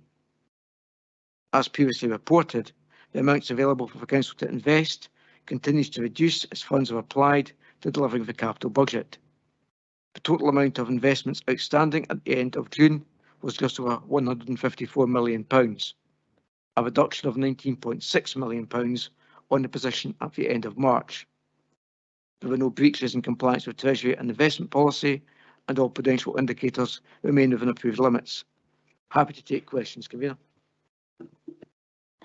Thank you, Stuart Mackenzie. What I do notice here, and I think it's only just come through, so it may have been from earlier, may have been because of our network problems earlier, but I do see Thomas Glenn was wanting to make a comment. And since Treasury is quite allied with obviously the capital monitoring report, do you wish to comment? Thank you, Convener. The comment I put in the chat was at the point just before we took a recess. But given the focus on this item, and I think the understandable questions from members about how we find ourselves in this position in terms of the initial section 75, the finances associated with the road. My comment was simply to invite FNR to ask members if they wished us to provide any further briefing, and whether that should be done back to FNR or through something subject to scrutiny and performance. But I'll take the advice from committee. Thank you, and that's helpful. I do regret it's been a little bit disjointed, but we've had a slightly disjointed afternoon because of the network issues. Does anyone wish to direct any remarks to Thomas? But I think we're giving an understanding here, you know, that we will, by one means or other, have proper information conveyed to you so you can understand the situation. Is that okay? Bailey. Thank you, Convener, and thank you, Chief Exec. It would be interesting, I think, in the first instance to have a very high-level briefing of the history of it, and then us as a council, we can determine whether it's something for FNR or scrutiny to take forward, depending on that. So I think the urgent thing is to get the information into our inboxes, maybe as an elected member briefing note. Thank you. Okay. Anyone else? Okay. I'm now going to move on to questions. Councillor McKeown. Thank you, Convener. I'm sure your pre-agenda was full of lots of questions that the rest of your fellow councillors wouldn't have understood. But the question I have is, I think that none of us would have watched the main news over the last week would have failed to recognise that there are councils down in England who have gone bankrupt. They're Section 114, I think they're called. And I've been on this committee for a few years now, and I have a remembrance that we borrow money to other councils and get money back from that. Is there any risk to that money? How much money have we got borrowed out? And if we can, to who do we borrow? Stuart Mackenzie. Thank you, Convener, and thank you, Councillor McKeown. And I did expect some questioning on this issue, given national media coverage. There is a substantial inter-authority lending and borrowing market, which totals in the billions. And we both borrow and lend. We both borrow from and lend to other local authorities. And to give you a sense of that, we've got £5 million where we have borrowed from a Scottish authority, and we at the moment, as of yesterday, and we've got £25 million invested in local authorities north of the border. None of the media cover, if I can put it this way, we have no exposure in terms of any of the media coverage which has been out there over the last week. But I'd also like to make a point which I sought to labour in our Treasury policy and strategy document earlier at the Council in the year, which is that there's understandably quite emotive language used in the press around Section 114 notices and local authorities in England. It's not a provision which exists in Scotland. We don't have equivalent legislation. But local authorities do not go bankrupt because they cannot, because they are statutorily underpinned. And there has been no instance of which I am aware of any authority subject to Section 114 notice which has defaulted on a loan to another local authority. Thank you. McKeown. So just for full understanding, any loans that we have are therefore underwritten by HM Revenue, or no HM Revenue, but the Treasury? Sure. Thank you. Effectively, yes. It would take an Act of Parliament, either the UK Parliament or Scottish Parliament, to wind up a local authority. So yeah, there is that statutory underpin. Okay, Councillor Ling as Vice Convener. Yeah, it's just a point of clarity there, Stuart, that we had borrowed 5 million from local authorities north of the border, and we'd lent 25 million to local authorities north of the border. I think Councillor McEwen was asking, did we have any exposure to councils south of the border where the problems seem to be more prevalent? Sorry, Councillor, my apologies, my geography. So we've got, as of yesterday, we have £5 million borrowed from the Scottish Authority, short term. We talk about short term market loans, that's for market. We've £25 million invested in local authorities south of the border, English authorities. As I've said, there's a statutory underpin. There's never been default, despite the press headlines. I know there's always that element of reputational risk. There's a lot of pressure in the system and local government across the UK. Thank you. Thanks for that clarification. Thanks. Councillor Barrett. Thanks, Convener. Paragraph 6.3 refers to the council's sweep facility, whereby credit balances in excess of £35,000 are swept up into the council's instant access unit. I just wondered why the figure was set at £35,000. Would we gain more interest if it was set at 15 or 20? Is there a kind of optimum level for where you would operate your sweep at? Stuart, kind of slightly technical, operational, but fair point. I'm happy to take that question. It's just based on experience, Councillor Barrett. That's really been the kind of parameters. We obviously want to retain a credit balance because we don't want to be incurring any bank charges. So it's just a mechanism for avoiding that. But that it'll just be based on experience of what we tend to have at the end of the day. Okay, are there any further questions? Right, I shall move the Treasury paper, Treasury and Compliance Report. And as you're aware, this report covers the period 1st of April to the 30th of June. But what we've tried to do is also, and there's quite a gap since the 30th of June, is to provide information subsequent to that on some of the economic indicators. And we've tried to do that on the wider economy, not just the UK, but US and Europe, so you can see things in the full context and give that as well as a summary of our own Treasury activity. And I think also, inflation is a key factor for us. There's going to be new inflation figures. We did refer earlier to construction inflation, and that at the moment looks to be at 4.9% year on year, which is a lot better than plus 10% for the same period last year. It might give us a little bit of leeway in the capital budget, but the most recent, the inflation figures for August are out. I think it's a week today. It is a week today, and indeed we might even see a slight upturn on those figures, according to some commentators.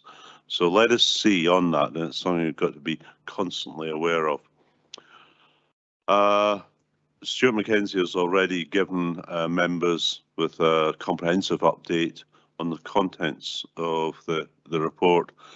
As set out in section 5, we do continue to benefit from excellent investment returns due to the borrowing that the finance team undertook in December 2020, and that's been of immense help to us without any doubts. Average rates, though, have increased to 4.5%, and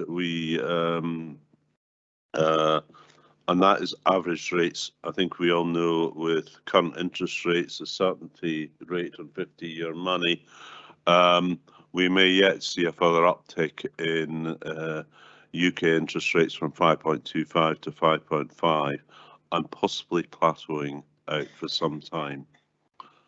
I'll also just state I'm delighted to note there are no breaches in compliance with investment strategy and policies, and the Council's prudential indicators were adhered to throughout the quarter, and the Council's plans, I believe, do remain prudent, affordable and sustainable. So I'd like to move the Treasury report. Have it second.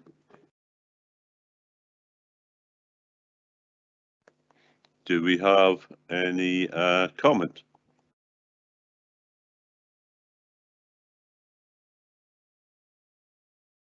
Okay, can we? Oh, Councillor Barrett. Yeah, sorry. Yeah, Convener. And then Councillor Barrett. Yeah. Thanks. I just wonder what this report tells us, and apart from the fact that none of our prudential indicators have been violated, and neither have any of the limits. And you know, generally this report has been a good story, and I think the paragraph which compares our last big borrowing to current rates, you know, sets out the impact that could have happened if we'd got that wrong, but we didn't.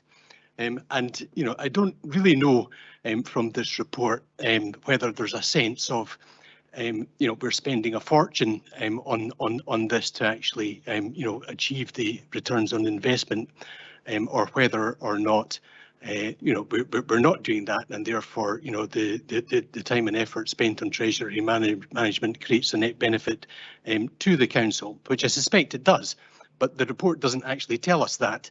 And I wonder, you know, whether, you know, I kind of feel that, you know, we could have this report by exception, which means that it only comes if we did operate out with our potential indicators or not in accordance with our treasury management policy, which would be something that members would want to hear. But other than that, I think it would be useful to know if we're getting value for money from our treasury management, or, you know, if we are, you know, is there an opportunity to provide this sort of service to other local authorities if we are, you know, considerably better at it than others? Okay, for further comment, Councillor Barrett. Councillor Parrott. Thank you very much, Convener. No, I just wanted to make comment that after quite a considerable period of rising interest rates, the average rate on our long-term debt outstanding is still only 2.55%, and I think that you know, reflects the prudence of our Treasury team and the fact that we are still getting very good value from our borrowings. Thank you. Any further comments? Okay, I will just make one remark. I actually do believe it's important that we do have this report. I think it also links in so strongly with our capital monitoring report. I think it's vital. Maybe it's me coming from an investment perspective, but I do like to know where investments are. I think the movement in borrowing with the Public Works Loan Board, i.e. the Treasury, basically Debt Management Office, I think that is important information for councils to know. And I think it, whether, you know, it could be a service utilised by other local authorities, I don't know. But I do know that the strength that we have with our finance team. But before I finally ask, I'm going to one further comment from Councillor Lane. Yeah, I think it was to go on Councillor Barrett's was I think a question that, but I think, yeah, we should be looking at the way everything is compiled and put forward to us, and look at the relevance to cut down on time. So quite happy to speak to finance officers on that, to bring forward what's the most suitable way to bring these figures forward, and maybe change some of the ways that we've probably presented them in the same form over years. So happy to take that forward with discussion with others. Okay, always willing to discuss how we can look at things differently and take things differently. But I do think it's an important element of our our finance approach, and I would certainly be reluctant to see major changes. However, I'm going to state, can we agree the report? Right, we move now to the last report on the agenda today, and also very important is the paper on transformation and change, and I'm going to ask Claire Mailer to speak to this report. Claire.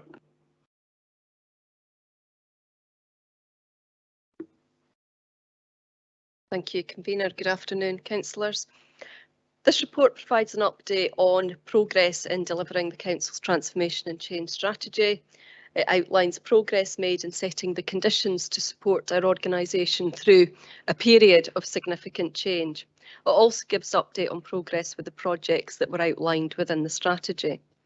The strategy covers a 5-year period, and the work undertaken in this year and year one has been very much around building the foundations for the successful delivery of the programme in future years.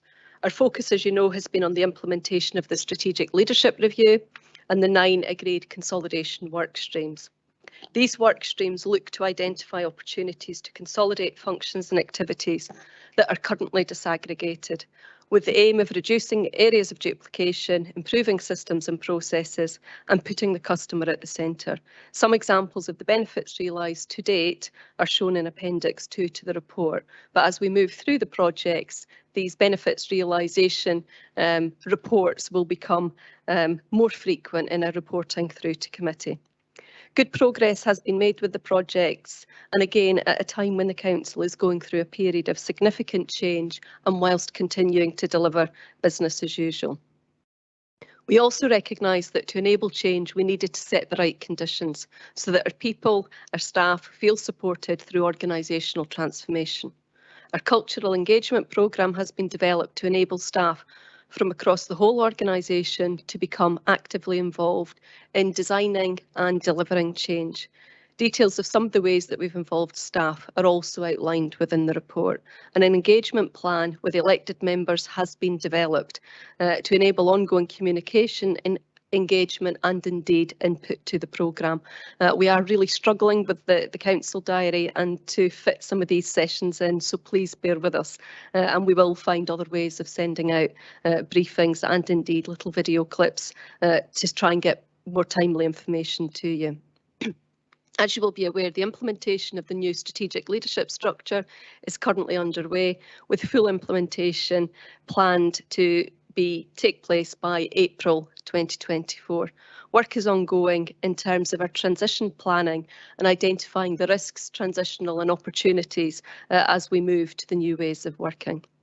In terms of savings, 1.042 million has been achieved during this year, with further savings planned and being progressed as we speak of 1.713 million for next year and 3.288 million in 25 in the following year. The implementation of the new strategic leadership structure, again, as you know, will contribute further recurring savings of 789,000 by 26-27. And I would really stress that as projects continue to progress, further savings will be identified. So committee is asked to note the progress made to date, approve the use of some additional spend from the earmarked reserve for transformation and workforce management to further support the pace and delivery of some of our key projects, and also that you note the update engagement sessions with all elected members will continue to be programmed throughout the year. Now, there's some of us here to answer questions. Not all project leads are here, but we'll do our best between those of us that are online and in the chamber to answer any questions that you might have. Claire, thank you very much. Do we have any questions? I know it's been a fairly lengthy afternoon, but still. Councillor Barrett. Thanks again, Convener. The question I've got relates to the very last page of the pack and the a paragraph regarding locality working.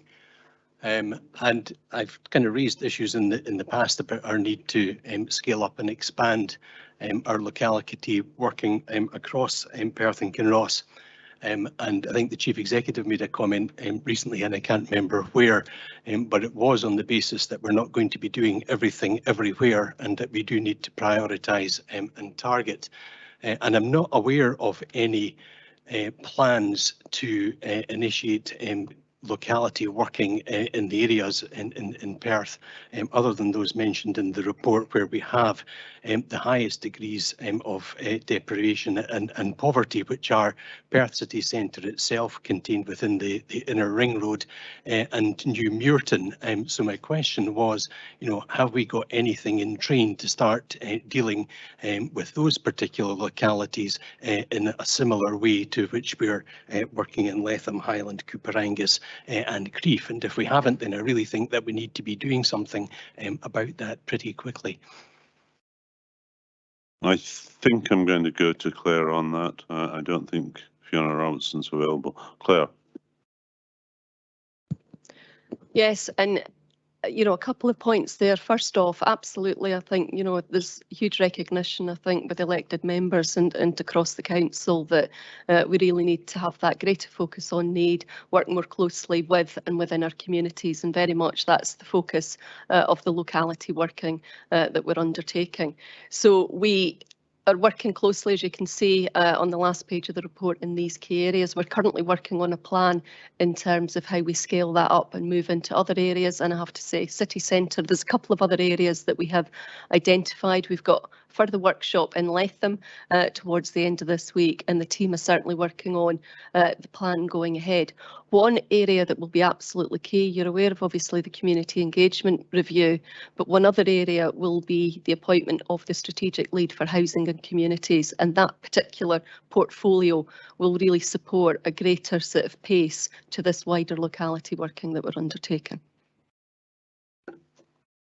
Councillor Barrett. Thanks, Convener. I'm pleased to hear that. I noticed the Chief Executive had put a comment in saying they had possible supplementaries, so. Okay. Convener, I think that Claire's adequately covered the points that I was going to make, so unless there's a need for further information from Councillor Barrett or others, then I'll happily kind of pause. Do we have any further questions? Okay, there being none, I'm going to move the report. First of all, I would like to thank Claire Mellor. I obviously welcome this latest update on our transformation and change programme, and it's something we're going to be turning to on many occasions over the next 3-4 years. I think Claire has taken us through the main points within the report before us today. I just want to add a few comments of my own. Clearly, we are in the early stages of this programme, but I think it's been indicated some of the savings that have been made already and are likely to happen over the next year to 2 years. I think it gives us an update not just on consolidation, that's important, but also on culture and on the leadership review. And it is about new ways of doing things. It's about enriching the working practices for our staff, and it's also above all about improving services for our local communities. I think the appendices do give a clear, fairly concise update on the 9 consolidation projects in phase 1 and the 4 existing and new projects included in phase 2. What we're asked to approve here is the application of 240,000 to support the delivery of the projects identified in section 5 of the report, and I very much support that proposal. Quite simply, we need to put our money where our mouth is and back our officers with the financial support they need to deliver real and meaningful transformation. Finally, councillors, as representatives of our communities, our input to transformation is important. elected members will be kept up to date with progress. There will be a whole series of engagement sessions and workshops. I was just looking at my diary, and just within the last fortnight, we had the review on community engagement on the 6th of September. It's a fairly comprehensive update on the 31st of August. And, you know, we are constrained at times in terms of time for committee meetings and otherwise, but I'm quite sure there will be quite a number of briefing sessions over the months to come. And I'm glad to see, I think, you know, a lot of councillors have taken part in those sessions. But anyway, I now wish to move the report. Happy to second. Okay, I'm now going to ask for comment on Bailey. I think Councillor McEwen might have been ahead of me. Was that you? Councillor McEwen. Thank you, Bailey. Thank you, Convener. Just a couple of comments, Convener. The community engagement work we're doing, I think, is extremely important. How we engage with our communities and and leave nobody behind, I think, is very important. And I think the question from Councillor Barrett was very, very apt. Also, I'm looking at the future projects, the whole family wellbeing. I think it's very important that as a council we are proactive in our approach to helping people in the communities rather than trying to react to crisis. I think this is something that our social justice team in the council do extremely well at the moment, and it's something I think can spread to other services within the council. Helping people when they really need it and supporting them comes to better outcomes, probably reduce costs for the council, and may even prevent things like the police having to come out to incidents, allowing the police to then focus on other matters rather than social disturbances and family matters like these. So I look forward to seeing these other projects coming forward too in this scheme. Thank you, Councillor McEwen. Bailey. Thank you, Convener. Just really wanted to direct people's attention to the good news in here about the fact that the transformation around support for children and young people with complex additional support needs is progressing to the point where it requires an additional project manager, and that we're giving it that project manager. That'll be music to the ears to the 20 or so protesters that myself and the independent councillors met outside this building this morning, who were all pushing for better services in that area. I'm not sure the council can deliver all of what they're asking for, but certainly it was music to their ears that we're both transforming that service and that we have an ongoing scrutiny review. So thank you for that. Thank you for that comment. Are there any further comments?